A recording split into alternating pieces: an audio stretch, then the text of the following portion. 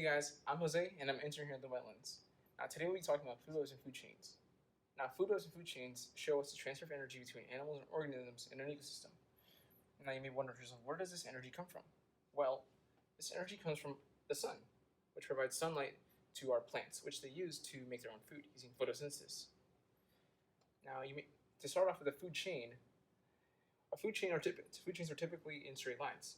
So we start out from our sun, providing energy to our algae. Then a mosquito larva eats the algae, which gets eaten by a mosquito fish. Then a red drum, an osprey, and lastly, an alligator. Now, a food web is a little more complicated. A food web has all these interconnected food chains together, showing a much bigger picture and showing how all animals are connected in some way.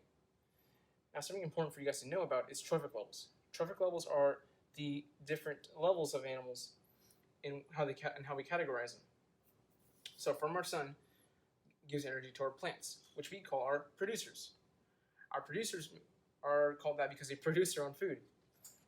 But then they are eaten by the first consumers, which we call our primary consumers. They're typically what we call herbivores as well. Then after our primary consumers, which they get eaten by our secondary consumers, which we start to call our carnivores. After them, we have our tertiary consumers, quaternary consumers, and lastly, up here, our apex predator. So here we were able to see all the different levels of animals and how they fit in. Now, something important for you guys also to know is these arrows. What do these arrows mean? Well, these arrows actually mean the transfer where the energy goes to. So from our sun providing energy to our plants, the plants actually only get 10% of that energy, or 1/10. Then our primary consumers get 1/100th of that energy, originally from the sun.